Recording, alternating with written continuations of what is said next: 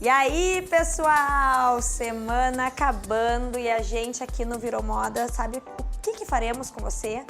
Cuidar de corpo e mente para entrar o final de semana bombando.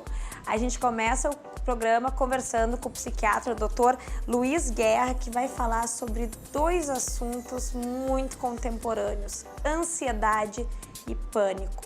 Também falaremos sobre qual é o melhor tênis para corrida com o empresário Daniel Girardi. Não só para corrida, viu? Porque eu tenho minhas dúvidas também e eu vou aproveitar e tirar as minhas dúvidas com ele sobre qual é a melhor opção.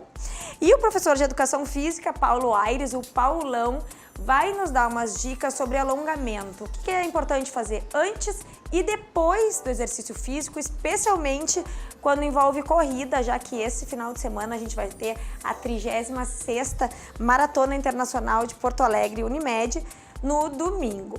Bom, e a gente tem também Virou o Mundo, porque afinal de contas é o final da semana e a gente quer sair por esse mundão e contaremos com a agenda cultural do finde. Bora começar o programa?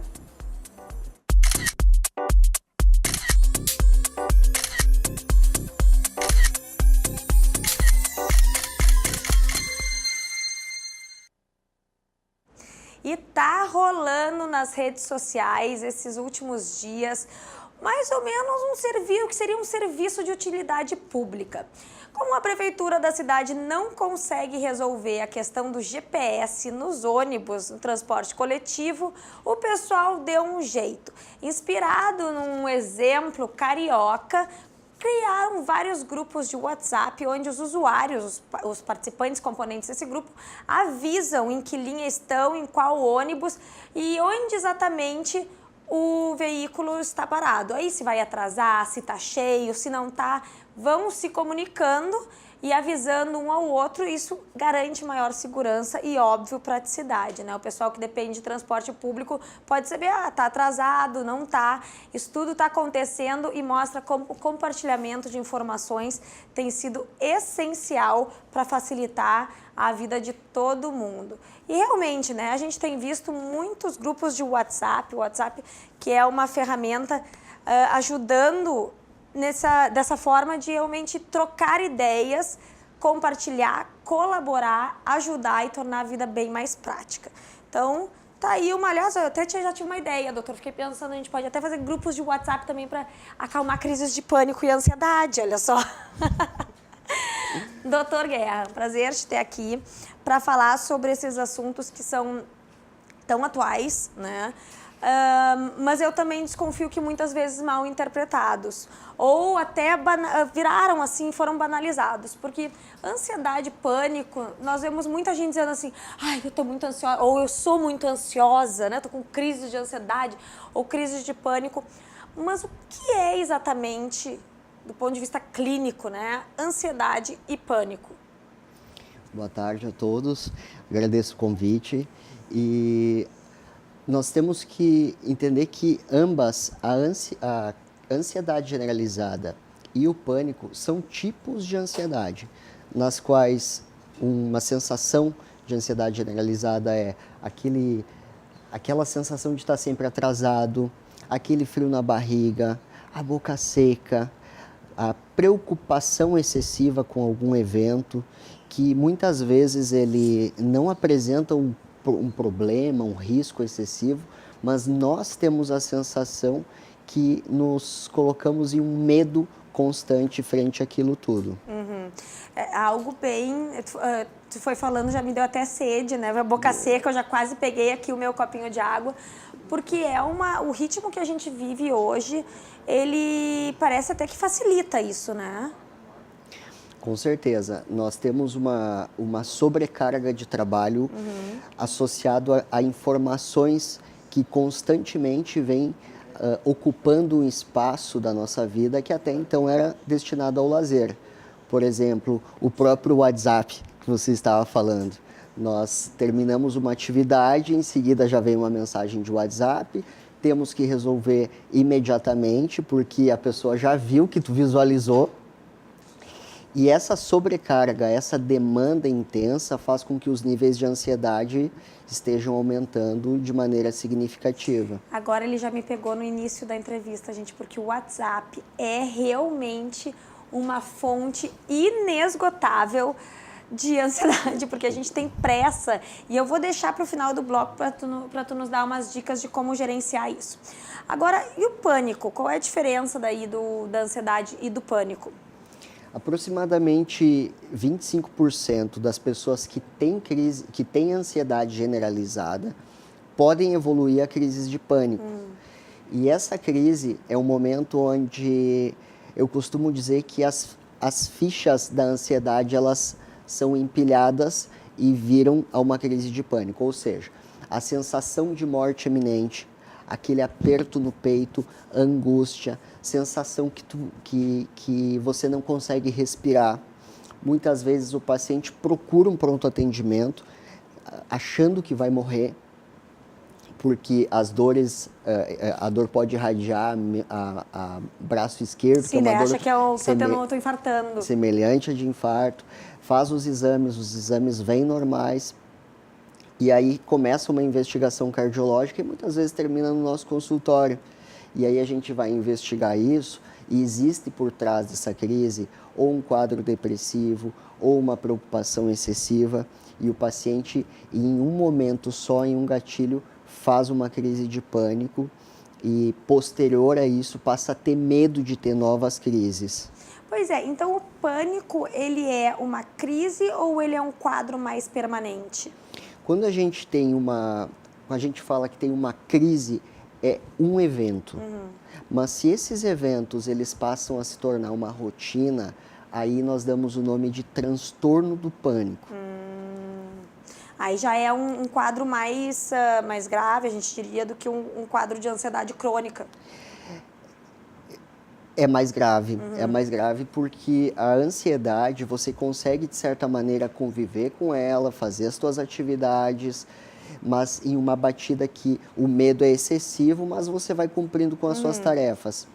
Mas as crises de pânico, elas costumam deixar os pacientes, as pessoas com medo de ter novas crises. Elas causam um trauma muito grande. Além do medo que gerou a ansiedade, que vai gerar um pânico, tu ainda tem medo de ter isso tudo de novo? Exatamente. Tá. Tem um medo que isso tudo se repita.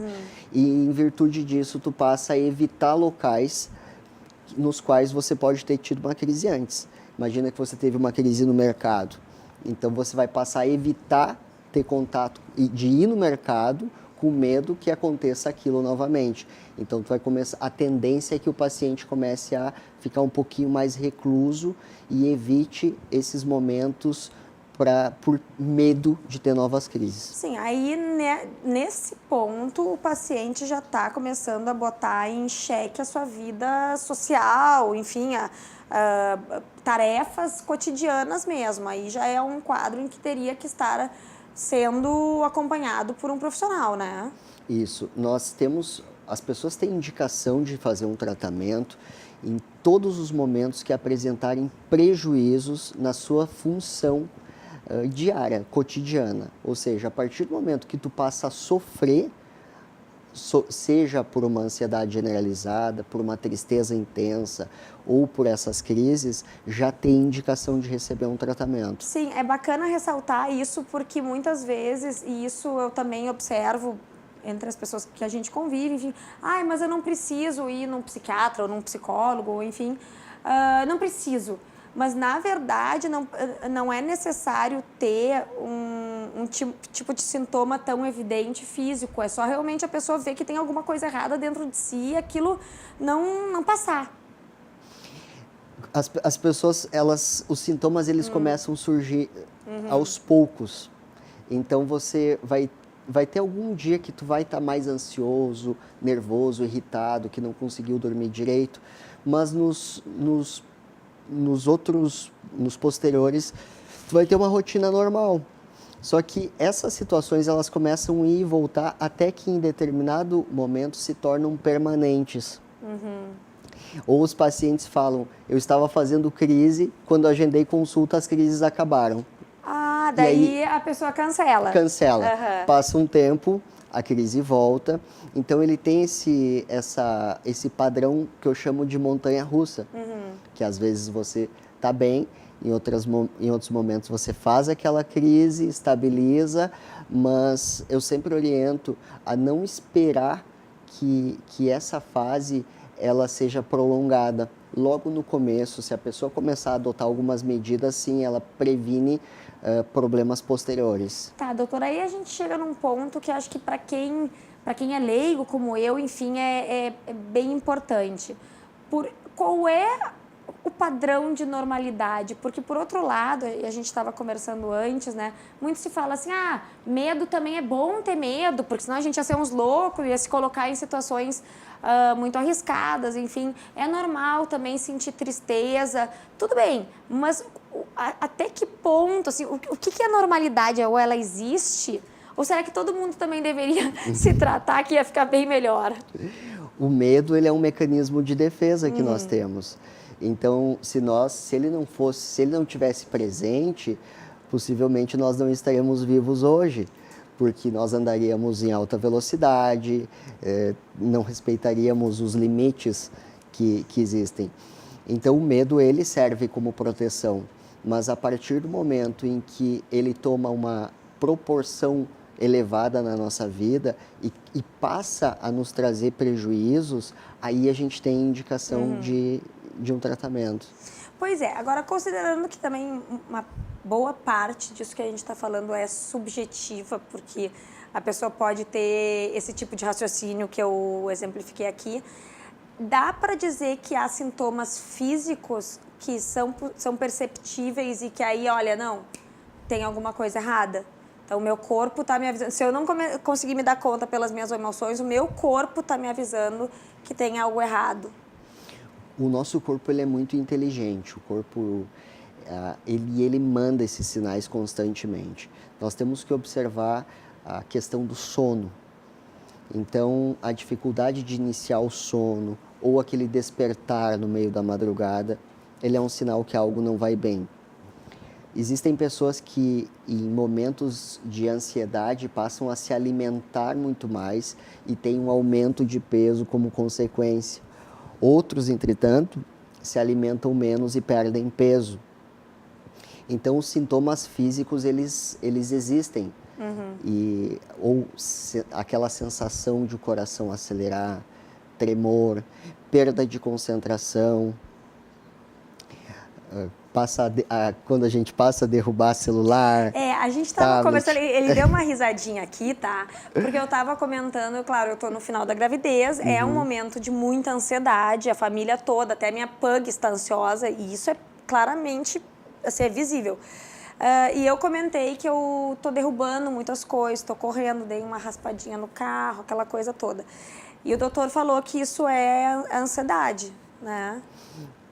Pode ser um sintoma, porque a gente, quando você fica ansiosa, a tua preocupação ela é excessiva e tu passa a desenvolver um hiperfoco. Então você fica, será que a minha gestação vai dar certo? Será que o médico vai estar lá naquele momento? Será que vai ter alguém para me levar? Ou seja, tu está sempre pensando em alguma coisa que, no fim, tu sabe que vai dar tudo certo, que está tudo certo, mas a preocupação ela é excessiva. E aí, tu passa a esquecer um pouquinho que você está no trânsito e dá uma raspadinha ou fica um pouco desligado e derruba alguma coisa. Passa a esquecer que existem outras coisas no mundo além do pensamento. Aliás, aqui também tem aquela questão que muito tem se falado agora, a tal da, não sei se síndrome, transtorno do pensamento acelerado. Isso também é relacionado com a ansiedade? Também. Quem tem feito muitas descrições sobre isso é o Augusto Cury hoje. Ele vem fazendo alguns cursos que são bem interessantes. E essa síndrome do pensamento acelerado é o que vem acontecendo conosco. Onde o nosso pensamento ele passa a ocupar tanto espaço que não dá a abertura para a gente sentir o que de realmente é importante. Ou seja, você está num almoço de família, num jantar especial, num local que é agradável, mas devido a toda essa demanda externa, tu não consegue desfrutar daquele momento porque o teu pensamento está em outra velocidade. Sim, tá bem doidão. E eu acho que aqui a gente volta para a questão do WhatsApp, doutor, para encerrar o bloco, né? Encerrar esse assunto. De que forma a gente pode, claro que é essencial o acompanhamento de um profissional, cada caso é um caso, mas de que forma, assim, genericamente, a gente pode tentar minimizar essas situações? Os limites da nossa vida somos nós quem devemos colocar.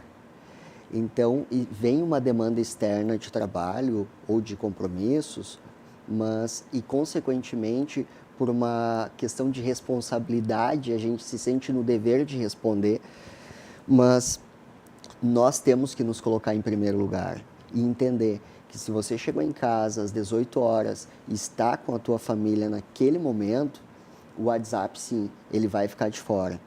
Arquiva e em algum momento tu resolve. Bom, agora eu vou responder essas mensagens essa é que ficaram. a hora de responder o WhatsApp.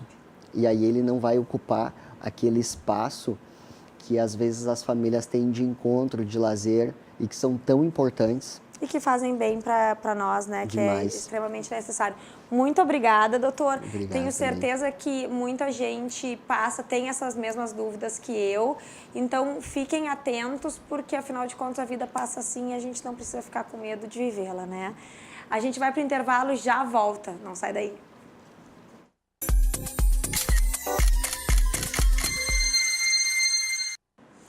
Já de volta, e agora vocês vão conferir no Virei Mamãe, a minha nova paixão alimentar.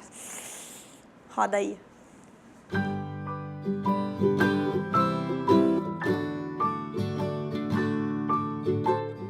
Não, gente, olha, meu paladar mudou totalmente mesmo. Eu nunca fui de doce, muito menos de bolo, que eu ia dizer que era uma coisa sem graça. E agora cá estou eu, comprando bolo, não só para comer agora que eu tô com fome, mas para levar para casa. Comprei um de churros e um de leite ninho. Vou mostrar para vocês. Gente, esse bolo de churros tá assim, ó. Um espetáculo. Incrível. Sério. Virei louca por bolo. E eu comprei também um de leite ninho. Depois eu mostro pra você. Eu sei, eu tô devendo o bolo de leite ninho, mas eu não gravei porque eu comi ele inteiro antes de fazer o vídeo. Desculpa, tava maravilhoso. Sério, chega a me dar um negócio só de pensar nele. Ai, que horror, a gente vai falar de maratona, saúde, né? Aquela coisa pra emagrecer, ficar fit. Eu aqui comendo bolo, mas estou numa situação atípica, tá? Vamos me dar esse desconto. Daniel Girardi, um prazer te ter aqui. Vai conversar com a gente sobre o tênis ideal para corrida. Mas a gente pode dar uma esticadinha e falar sobre também o tênis ideal para outros tipos de atividade, né? Pode, claro. Tá, então tá, que bom. Eu vejo, assim, cada vez mais as pessoas preocupadas com isso, ou finalmente se popularizou mais esse assunto, de perceber que o tênis realmente pode influenciar muito na realização da prática esportiva. O que tu recomenda para quem vai começar? Quais são as características que têm que ser observadas? Bom, primeiro agradecer o convite. É um prazer estar aqui falando sobre tênis, sobre maratona, sobre corrida, que é o que a gente faz todos os dias, né, na nossa loja. Vocês, eu como bolo. Você come bolo. É importante ter os dois, né? Então, hoje existe grandes estudos, né, que através das grandes marcas, para tentar entender qual é o tênis ideal para cada tipo de corrida, cada tipo de pessoa, de pisada, né? Então, o investimento por parte dessas marcas é muito grande, né? Eles entendem que esse mercado ele é um mercado com grande potencial e cabe a nós, como loja especializada, entender essas tecnologias e tentar passar para quem está querendo começar a correr, ou caminhar, ou praticar uma atividade física, qual é o melhor tênis, qual é o tênis mais adequado para aquela prática esportiva que ela venha a desenvolver. E qual é? O tênis? Depende muito, porque assim, o que você quer fazer, né? Se você quer caminhar, a gente precisa tentar entender qual é o seu objetivo, né? Você sendo uma pessoa querendo praticar um esporte mais de performance, é um produto um pouco mais leve, um produto um pouco mais baixo. Performance, quando tu fala, seria tipo uma maratona, onde tu tem que realizar realmente uma performance para fazer tantos quilômetros em tanto tempo? Isso, exatamente. Tá. Então, vamos dividir um pouco assim. Vamos deixar a performance para depois, vamos falar um pouco você como iniciante, Tá. né? Então, você procura fazer um esporte por qualidade de vida, tá? O que a gente oferece para você? Conforto. Tá? Então, o conforto é um tênis um pouco mais alto, né? Mais estruturado, que é o tênis que você vai começar a praticar aquele esporte e vai te dar uma segurança de você ter bastante amortecimento, não ter risco de... São aqueles mais fofinhos. Isso, são os mais fofinhos, os mais altos e mais fofinhos, que está bastante na moda agora, porque a grande parte de praticantes é por qualidade de vida. A minoria é por performance, né? Então, hoje, a gente indica muito mais tênis mais altos, né? Com mais amortecimento, porque a maioria das pessoas são iniciantes, né? E buscam qualidade de vida. E a questão da performance é quando a pessoa já passa por um segundo estágio, onde ela está uma corrida mais rápida, ela precisa ter um tênis mais leve, mais perto do chão, mais baixo, né? Então, a gente tenta entender qual o objetivo do cliente e da pessoa, né? Sim, inclusive tu mencionaste agora o tênis mais baixo, eu fiz uma relação disso com pneu de carro, né? Quando é os carros que são mais rebaixados para correrem mais, ter mais velocidade, serem mais leves também. Isso. Agora, tem esse tipo de tênis que é mais baixo, mais leve, ele também é especial para para ter um amortecimento, imagino eu. Né? Sim. Como é que funciona isso daí? Sim, e cada pessoa tem um tipo de pisada. Também são investidos milhões pelas grandes marcas para entender que tecnologia tem que ser aplicada naquele tênis para um tipo de pisada específico. Então, hoje existem 3 tipos de pisada. A pisada neutra, que é a pisada mais reta, né? A pisada supinada, que é quem pisa para fora, e a pisada pronada, que é quem pisa para dentro. Tá?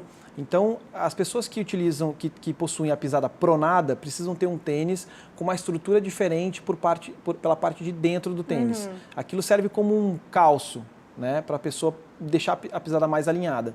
E se a pessoa tem a pisada neutra ou supinada, é um tênis mais reto. O entorno dele é com a mesma densidade, né? Então, isso tudo a gente tenta, na própria loja, tem uma esteira com uma câmera que a gente filma para entender o tipo de pisada, né? Existem também outras empresas de fisioterapia, enfim, que fazem esse teste para tentar ser o mais assertivo possível na hora da compra. Né? Então, quem realmente quer comprar um tênis adequado, existem hoje lojas específicas, né? Existem também fisioterapeutas, né, que conseguem indicar o tênis ideal. O risco de você comprar um tênis errado para sua pisada é você começar uma atividade física, aí você está se motivando com aquele esporte e você se machuca.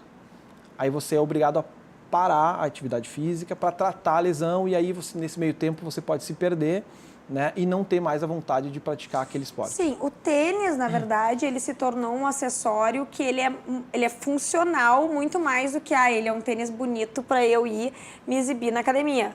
Ele tem que funcionar bem. Por exemplo, eu acho que eu tenho essa pronada aí, tá? Se eu não me engano, eu acho que já me disseram. Passa lá na Girardi que a gente confere. Olha aí.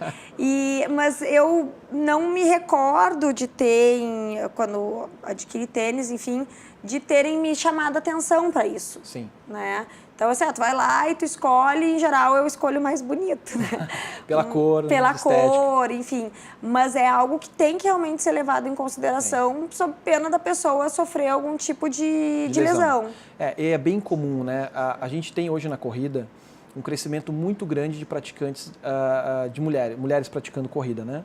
E elas têm um apelo maior na questão da estética. Então, é muito comum, na hora da venda, a gente oferecer um produto que é adequado para o tipo de esporte que ela vai fazer, para o tipo de prova, né, enfim, o estilo que ela procura, mas ela não gosta daquele modelo e daquela cor. Ela quer levar um modelo que ela achou mais esteticamente bonito. E muitas vezes isso é perigoso, porque isso pode interromper a atividade física dela, né? Então, hoje existem, como eu falei, marcas fazendo estudos, grandes estudos para chegar lá na ponta, que é a loja, oferecer para o cliente o tênis mais adequado. Então, a gente está tentando cada vez mais trabalhar essa questão de que você tem que ir numa loja especializada e escolher o tênis de acordo com a sua atividade física que você vai desempenhar. Pois é, e é interessante também chamar a atenção, porque muitos desses tênis têm um valor bem alto, né? Mas é em função disso que tu está mencionando, de ter toda uma tecnologia e um estudo por trás para que ele realmente sirva não apenas como um tênis, mas como um reforço, enfim, uma proteção para os pés e, portanto, para o corpo inteiro, já que a gente está falando da base ali, né? Nada impede de você, hoje, a corrida e caminhada são esportes democráticos, né? Você pode colocar um calção e um tênis qualquer e fazer o esporte, nada impede.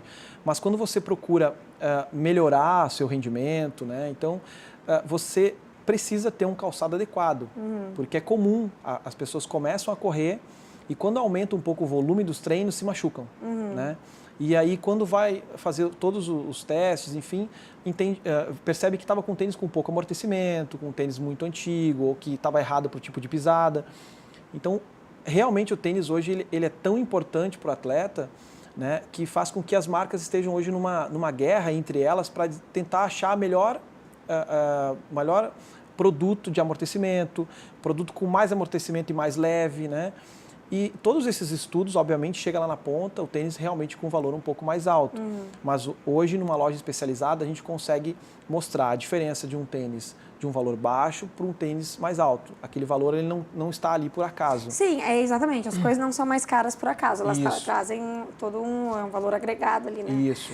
Agora, Daniel, qual é o tempo de vida útil de um tênis para quem pratica esportes? Porque a gente vai deixando enquanto ele está bonitinho, tu vai usando. Mas o que vale ali na utilidade dele, né? Então, essa é uma excelente pergunta. A gente escuta isso praticamente todos os dias em loja. Porque quem corre realmente faz conta na durabilidade daquele tênis. Ele paga caro, mas ele quer entender quanto tempo aquele tênis dura, né?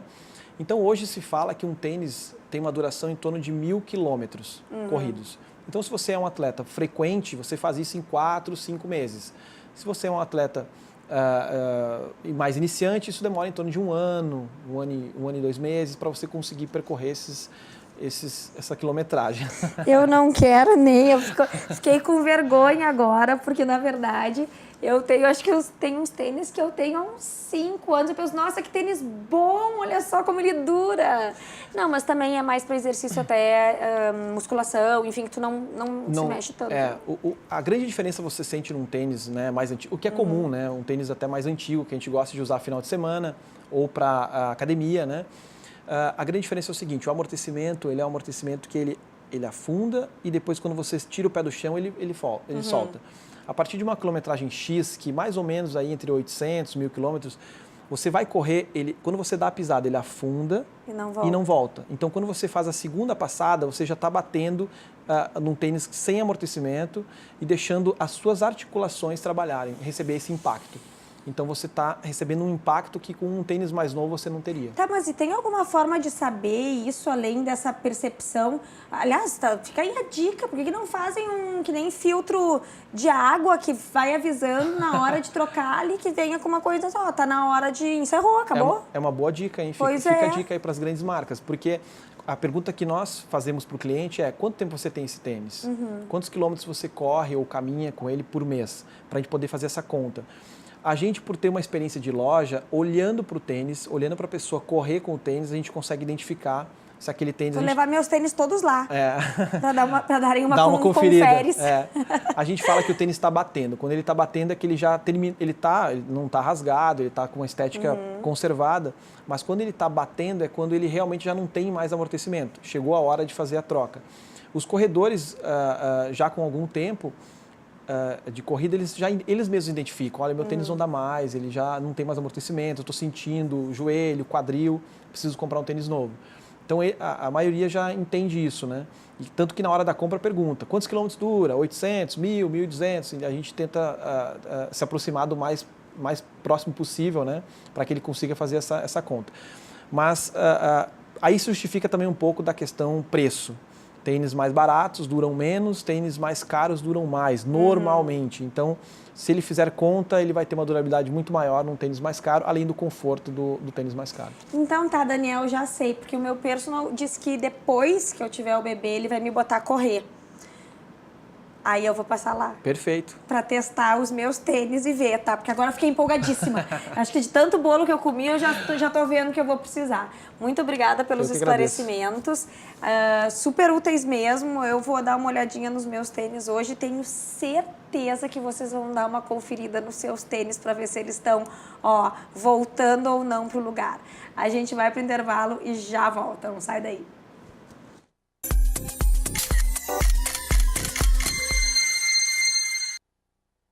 Já de volta, e é final de semana chegando, a gente gosta de dar uma banda pelo mundo, então agora a gente vai para o nosso quadro Virou o Mundo com o Cides Fontanella, lá de Portugal.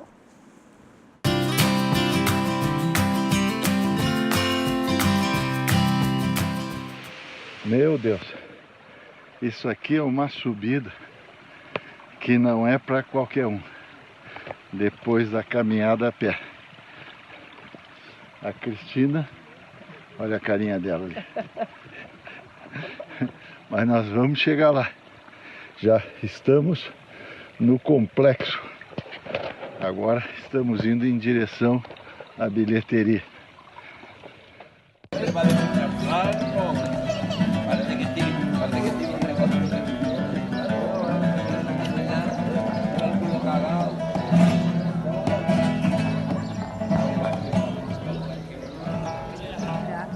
Olhem essa vista, Castelo de Nariz, lá ao fundo. Com licença. Serra Leiam Nevada. depois São Nicolás. Alhambra. Veja que importância tem o forno de São Nicolás. E aqui ao fundo a cidade de Granada, lá embaixo. Forno de São Nicolás. Oi, eu sou a Cristina Flávio, estando em Granada. Conceição. Cides e um beijo pro Virou Moda. Lindo Granada, na Espanha, um lugar sensacional. Um beijo para essa turma. E é bom demais viajar, né? Então mandem o seu vídeo mostrando aquele cantinho preferido ou encantador do mundo que a gente adora dividir com vocês esse momento. Bom, será que eles alongaram antes ou depois daquele exercício, daquela subida ali, Paulão? Deveriam. Deveriam. Alongamento. Todo mundo gosta de fazer, mas só quando tá afim, né? Só quando tá afim. É, porque na verdade, nessa pressa que a gente falou, essa ansiedade, inclusive aqui com o Dr. Guerra, as pessoas estão sempre correndo e dão aquela roubadinha no alongamento, é ou não é? Aliás, o alongamento ele inicia na manhã, antes de levantar da cama. Quando a pessoa está espreguiçando, isso. O óleo felino, os animais, eles dão um alongamento antes de começar qualquer tipo de atividade. Então, de manhã, acordou, começa a preparar o corpo para o dia a dia, já fazendo aquela espreguiçando o corpo, alongando, para ir devagarinho acordando, né? Verdade, a minha pug não é felina, tá bem acima do peso, mas ela faz esse alongamento todo dia de manhã que eu vejo. Isso. E agora, só que hoje as pessoas acordam rápido demais, já querem sair correndo, enfim. Então o corpo tem que ser preparado para uma atividade física. Seja ela tipo, alongando, começando a atividade devagar, mais lento, mas tem que ter uma preparação. Agora, alongamento também é um assunto que a gente ouve muita coisa e é difícil saber o que é certo, separar o joio do trigo, né? Exercício de alongamento, o que é melhor fazer antes ou depois, ou os dois? Quais são, assim, as regras mínimas que a gente tem que seguir, considerando que sim, tem que alongar? Vamos lá. Primeiro assim, tu tem que pensar o que tu vai fazer, que tipo de atividade. Claro que o corpo ele está sempre apto à atividade física. Se vier um assaltante te assaltar, tu vai sair correndo. Não, mas espera aí que eu vou alongar. Só um pouquinho. Vou alongar para cima. Não, tu está pronto para isso. Agora, sistematicamente, tu fazer atividade física sem o alongamento, sem aquecer o corpo, é prejudicial. Vai trazer algum problema mais cedo ou mais tarde. Aí muitas pessoas dizem assim, não, mas tu vai alongar ou flexibilizar? Existe uma diferença. Eu vou alongar para preparar para uma atividade física e vou alongar depois da atividade física. Se eu quero aumentar a minha mobilidade articular, eu vou fazer um alongamento mais forte, que é flexibilizar, eu vou aumentar esse ângulo aqui. Mas se eu vou fazer um trabalho de muscular, por exemplo, eu não preciso fazer esse movimento muito amplo, eu tenho que preparar a musculatura para fazer o trabalho. Eu fiquei intrigada porque tu fez esse movimento, fiquei pensando até que ponto ia o meu. Cada um tem uma mobilidade, né? Mas o importante é tu preparar o teu corpo para uma atividade física e para isso existem várias técnicas, entre elas o alongamento. Movimentos articulares, enfim, também vão te preparar. Agora, depois que tu fez a atividade física, dependendo da intensidade dela, relaxar o corpo, né, que é a volta à calma, né, preparar o teu corpo de novo para voltar ao normal. E por isso a importância daí de fazer o Isso. alongamento depois. Isso. Dá para escolher fazer um ou outro ou tem que fazer os dois? Qual um ou outro? O do início e o do fim. É uma coisa, outra coisa, outra coisa. Tá? Então, almoço é almoço, café é café, entende? Então, tu tem que preparar o corpo e tem que alongar. Agora, existem trabalhos que não é nem antes e nem depois da atividade, são trabalhos de alongamento propriamente dito, que aí sim, para aumentar a tua flexibilidade, aumentar a tua mobilidade articular, então tu vai fazer um trabalho específico para isso, que tu vai começar gradualmente alongando de um nível, aumentando o nível, ele com insistência ou sem insistência, com alguém te ajudando ou não, ativo ou passivo, como se chama, tá? Para te aumentar o teu grau de elasticidade muscular. Agora, por que é importante ter digamos, um bom grau de elasticidade muscular? Para te economizar energia. Quanto maior a tua amplitude muscular, mais coisas tu vai poder fazer sem tanto gasto energético. Tá? A musculatura, ela contrai e relaxa, contrai e relaxa. Só contrair, tu está perdendo uma propriedade dela que é de relaxar. E com isso tu vai ficando mais contraído, menos oxigênio na musculatura. Menos oxigênio na musculatura, mais dores musculares, né? Mais contraturas. Então, o alongamento serve justamente para relaxar. É saudável, assim, ter um hábito de fazer alguns tipos de alongamento em casa, Paulão? Deveria ser uma rotina, como escovar os dentes. Então, não, até achei que tu ia dizer assim, olha, tem que ter algum tipo de acompanhamento. Não, deveria ser uma rotina. É possível, então, fazer em casa? Ali, quantos minutos? De que forma eu posso tentar inserir isso no meu dia a dia? Não, por exemplo, se a pessoa tem o hábito de sempre espreguiçar, está se alongando, parou, sentiu uma contratura longa, claro que quando tu falaste assim, tem que ter acompanhamento, quando a gente fala isso, é sempre ideal a pessoa fazer uma avaliação física, saber qual é a condição física dela, procurar um profissional de educação física credenciado no conselho e buscar o melhor treinamento para ela. Melhor treinamento para ela. Não existe o melhor treinamento, porque senão todo mundo vai fazer um só. Né? Sim. Então, identificou o que eu preciso e aí trabalhar adequadamente, e para isso existe uma progressão. Tá? Agora, espreguiçar o corpo, alongar, estou muito tenso, quero dar uma alongada, isso aí todo mundo poderia fazer. Como é bom, né? E é bom, claro. Eu agora estou com aquela bola gigantesca que eu passo em cima da bola, até porque para me esticar aqui, e realmente faz muita diferença a gente sentir o corpo se estendendo. Sim, agora esses dias de chuva que nós estamos passando aí, amanhã tem um sol, parar no sol, dar aquela alongada forte, é bom, né? Ficar curtindo o sol, vitamina D também. Tomara, né? Tomara. Não, vai Bom, e para quem faz exercícios daí de uma forma com mais intensidade, por exemplo, os participantes da maratona. Sim. Aí tem que ter, sim, um olhar mais focado também para esse alongamento prévio e posterior. Sim, sim. Aí ele tem que ser orientado, porque tu veja bem, tem que aquecer a musculatura para iniciar uma atividade, principalmente uma atividade longa, que tu correr 42 quilômetros. A elite vai fazer em torno de 2 horas e 15, mas a grande maioria faz em torno de 4, 5 horas. Meu Deus do céu, chega a me dar um cansaço só de pensar.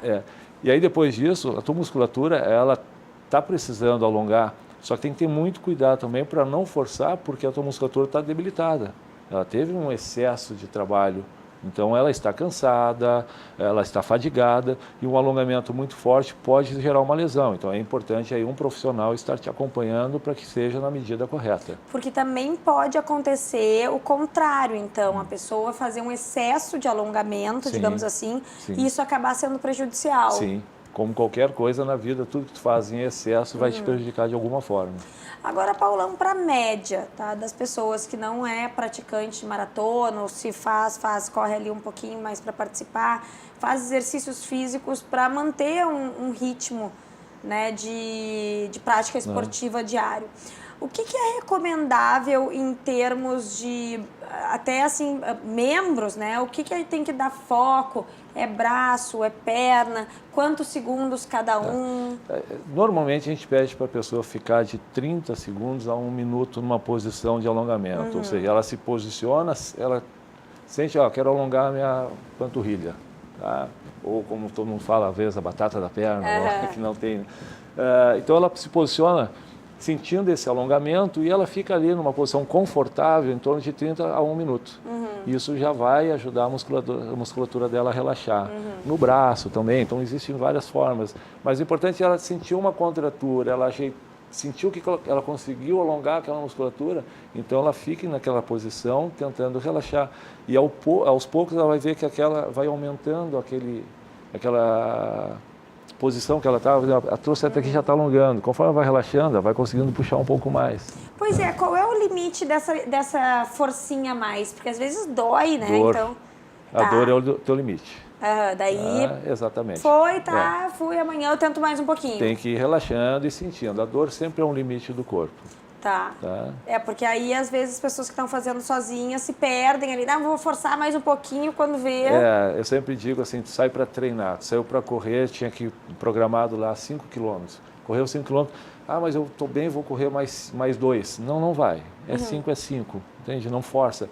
Tem o limite do corpo, a gente tem que estar sempre com atividade física, tanto ela alongamento, musculação, corrida, no prazer de fazer para acordar, amanhã eu posso fazer de novo.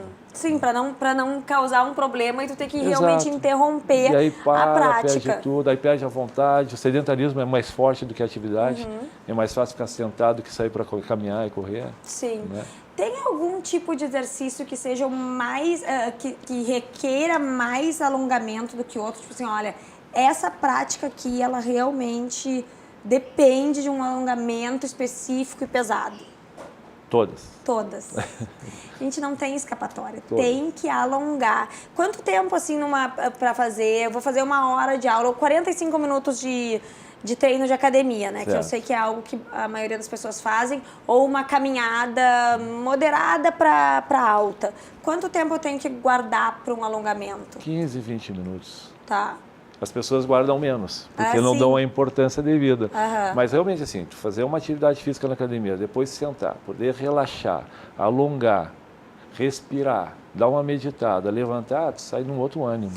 Tem até um outro fator aí envolvido, né? Que é essa coisa de a pessoa começar a retornar, é o que tu falaste, retornar à normalidade também, né? Fiz o exercício, agora eu tô fazendo um alongamento com o meu corpo, mas naturalmente o nosso estado mental também vai se adequando. Também, tu tá com adrenalina, tu tá com endorfina, tu tá nativa, aí tem que voltar à calma, para sair daquele ambiente onde tu estava, como tu entrasse de uma forma melhor.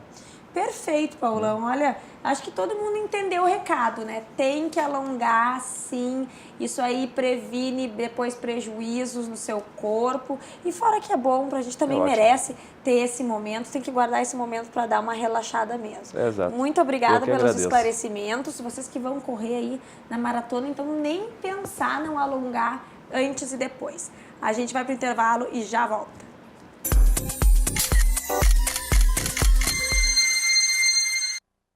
Falamos de corpo, falamos de mente, agora vamos falar de moda. Confiram o look do dia e como ele foi montado. Vocês viram que eu tô com uma bota over the knee, a gente viu várias referências essa semana, tá? O que é a bota over the knee na prática, gente? Olha aqui, ó, é uma bota que pode subir um pouquinho, até acima do joelho, tá? Tô com uma saia envelope, que é muito bom para grávidas, porque ela é possível de ser ajustada conforme o tamanho do barrigão. Essa aqui é ótima, ela é mesclada, então me serve com preto, com branco, com cinza, com qualquer cor. E como tá um dia cinza, aliás, está um dia cinza, eu resolvi botar um brilho hoje. Ainda que cinza, eu tô com uma blusa que, juro por Deus, a minha mãe tinha 16 anos quando ela comprou essa blusa, isso faz muito tempo, eu não vou dizer a idade dela, mas é de boa qualidade, eu uso até hoje, é de lurex prateado, olha só. Então dá pra ter coisa antiga no armário sim, mixar com itens contemporâneos e criar um look super bacana. A gente vai agora pro nosso Drops de Moda com uma atriz que voltou aí ao cenário protagonizando a novela na concorrência, né? Juliana Paz, vamos ver o estilo dela.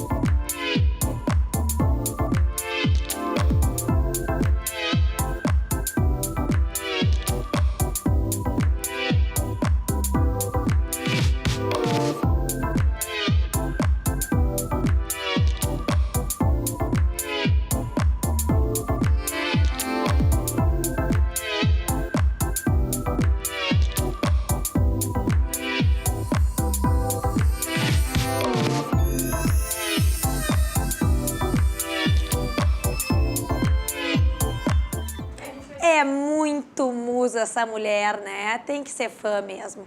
Bom, agora vamos conferir as atrações do final de semana na nossa agenda cultural.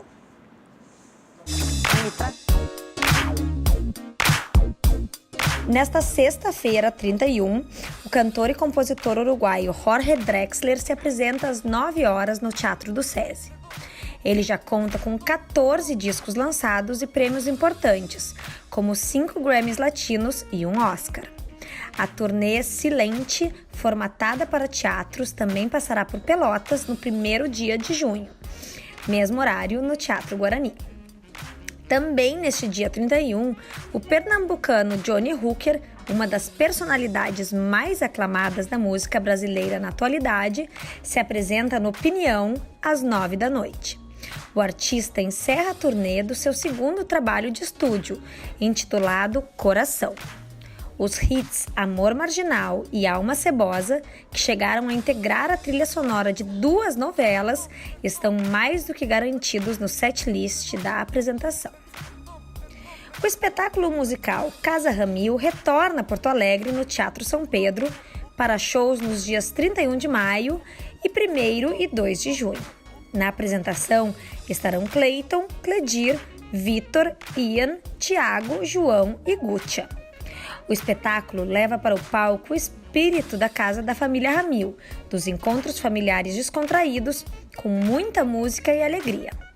Todos tocam e cantam, dividindo-se nos solos e somando-se nos vocais. A cantora Alcione desembarca neste sábado em Porto Alegre para apresentar o show Eu Sou a Marrom no Auditório Araújo Viana. A apresentação, que inicia às 9 horas, comemora os mais de 45 anos de carreira da cantora, que, sendo uma das mais notórias sambistas do país, recebeu a alcunha de Rainha do Samba. No repertório não faltam clássicos da carreira de Alcione, como Não Deixe o Samba Morrer, Meu Ébano, Garoto Maroto, Meu Vício é Você, Você Me Vira a Cabeça, A Loba e Faz uma Loucura por Mim. Fechando a exibição de mais de 100 filmes, o Fantaspoa 2019 se encerra neste domingo, com destaque para sua última homenagem a personalidades do cinema internacional. A atriz sueca Christina Lindberg participa da sessão comentada de Thriller, um filme cruel, às 7 horas na Cinemateca Capitólio. No mesmo local, a sessão de encerramento do festival será com o filme O Medo de Olhar para Cima, às 9h30 da noite. Ocorrendo anualmente na capital, o Fantaspoa é o maior festival de cinema dedicado exclusivamente a filmes de gênero fantástico da América Latina. E é isso aí, gente. Um bom final de semana para vocês. E agora vocês ficam com a Elione Prestes em Arquitetura e Design. Beijo!